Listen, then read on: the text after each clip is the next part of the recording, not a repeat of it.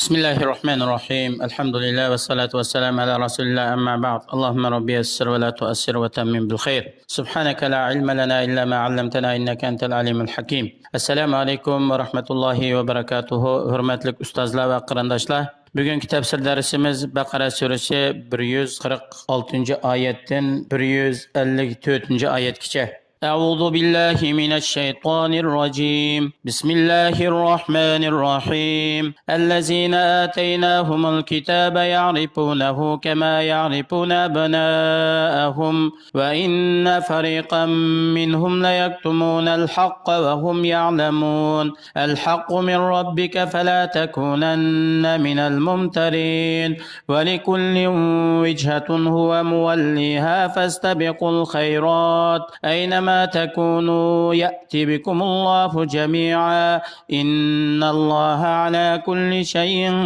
قدير. Yuqorida o'qilgan oyatlarning qisqacha tarjimasi Yahudi nasaralarning ulamolaridan, ya'ni Alloh kitob berilgan bu kishilar qiblaning Baytul Maqdasdan Baytulloh tarafga o'rilganligini o'zlarining qo'lidagi kitoblarida bayon qilingan bo'yicha bu Muhammad sallallohu alayhi va sallamning payg'ambarligining alomatlari ekanligini nihoyat yaxshi biladi.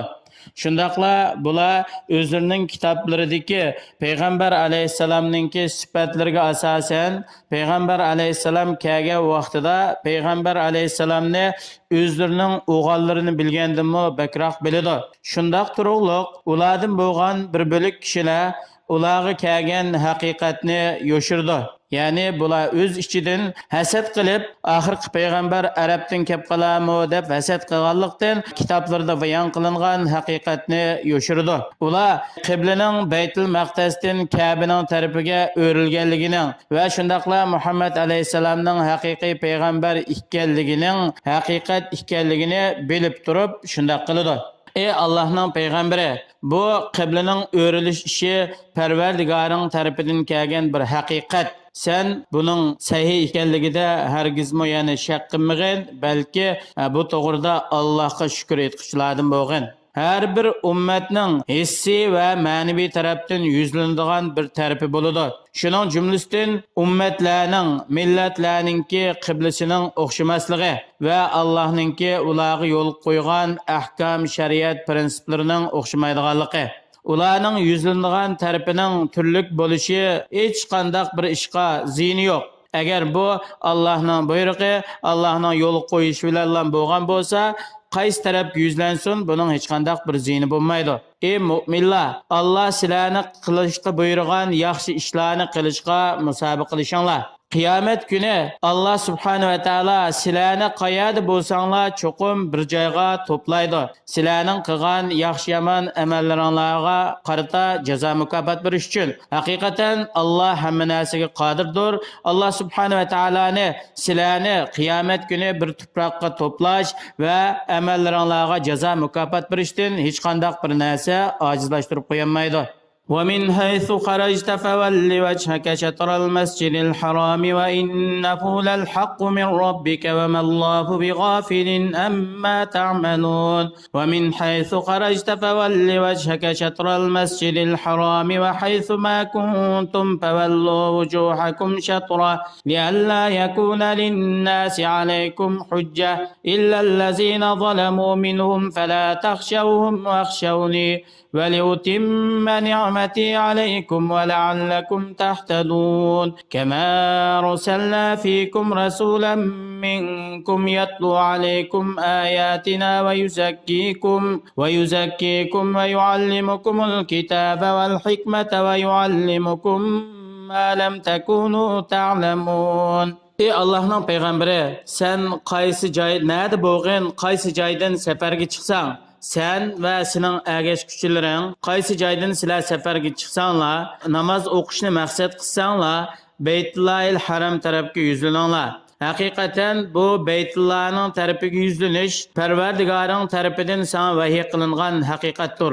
Alloh subhanahu va taolo sizlarning qilayotgan ishlaringlardan g'ofil emas, balki Alloh subhanahu va taolo uningdan xabardordir va qilmishinglarga asosan sizlarga jazo mukofot beradi. Ey payg'ambar, Sen qaysi joydan chiqqan, namoz o'qishni maqsad qilsang, Masjidil Haram tarafga yuzlangin. Ey mu'minlar, sizlar qaysi joyda bo'lsanglar, namoz o'qimoqchi bo'lsanglar, yuzinglarni Ka'baning tarafiga yuzlantiringlar. O'z nafsiga zulm qilgan kishilar, ya'ni o'zining gadankeşligi bilan qopqaladigan, haqiqatga ergashmaydigan kishilar buningga ishonmaydi, bo'ysunmaydi. Bular sizlarga qarshi e'tiborsiz, isbotsiz dalil hujjatlarni keltirdi. Ulardan qo'rqmanglar, yolg'iz mendan qo'rqinglar. Ya'ni mening buyruqlarimga bo'ysunib, cheklagan ishlarimdan yiroq bo'lish orqali mendan qo'rqinglar. Haqiqatan Allah subhanahu ve taala sizlarga o'zining ne'matini tamomlash uchun va sizlarni boshqa ummat millatlardan ayirish uchun va shundaqla sizlarni nihoyatda sharaflik fazilatli kishilarning qiblasiga boshlab qo'yish uchun sizlarga bergan shu ne'matini to'liqlash uchun sizlarni Ka'baga yuzlantirishni yo'lga qo'ydi. Shundaqla sizlarga yana bir ne'matni ato qildi. U bo'lsa-mu Allah subhanahu va taolo sizlarning o'z ichinglardan sizlarga bir payg'ambar elchini avatdi. Allah avatgan bu elchi sizlarga bizning oyatlarimizni o'qib turdi. Sizlarni nihoyatda go'zal fazilatli ishlarga buyurish, razil, pastkash ishlardan cheklash orqali moddiy, ma'naviy tarafdan poklaydi. Sizlarga Qur'oni Karimni, hadis, sunnatlarni o'rgatadi. Sizlarga sizlarning din va dunyolik ishlaringlardan sizlar bilmagan ishlarni ta'lim beradi. فاذكروني أذكركم واشكروا لي ولا تكفرون يا أيها الذين آمنوا استعينوا بالصبر والصلاة إن الله مع الصابرين Çin dilinglar bilan, qalbinglar bilan, bütün a'zolaringlar bilan meni zikr qilinglar, meni eslanglar. Menmo sizlarni go'zal madiya va sizlarning amallaringlarni saqlash, mukofot berish bilan sizlarni yod etaman. Har qanday ish harakatning jazo mukofoti shu ishning turidan bo'ladi. Mening sizlarga ato qilgan ne'matlarimga shukr etinglar.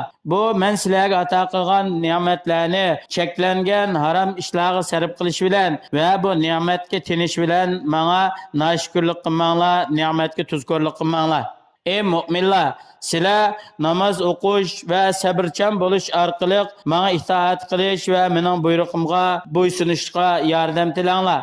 Haqiqatan Allah subhanahu ve taala sabr qiluvchilarni to'g'ri yo'lga muvaffaq qilish va ularga yordam berishda sabrchan kishilar bilan birga bo'lg'uchidir.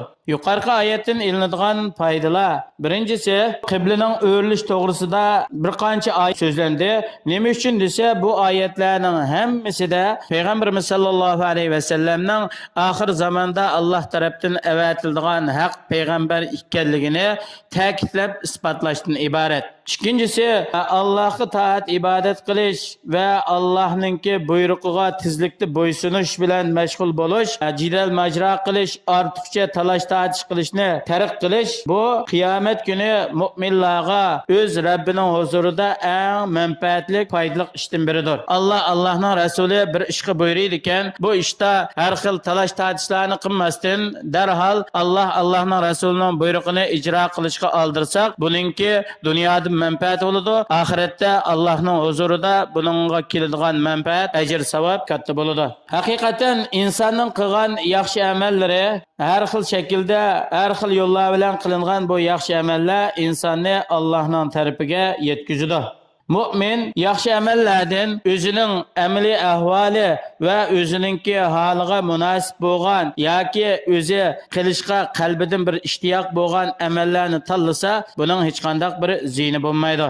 Yana bir foyda hamda Allohni zikr qilishning, Allohni yod etishninki nihoyat bir katta ish ekanligi. Chunki banda Allohni yod etadigan, buning savobi eng yuqori malaul a'la, osmonlarning eng ustida Allohning huzurida banda zikr qilinadi va ajr savobga erishadi. Alloh subhanahu va taolo har birimizni har vaqt tilimiz, dilimiz va butun vujudimiz bilan Allohni yod etadigan, Allohning buyruq cheklamalarini o'rinlaydigan haqiqiy taqvodor, solih mu'minlarning qatoridan qilsin. Assalomu alaykum va rahmatullohi va barakatuh.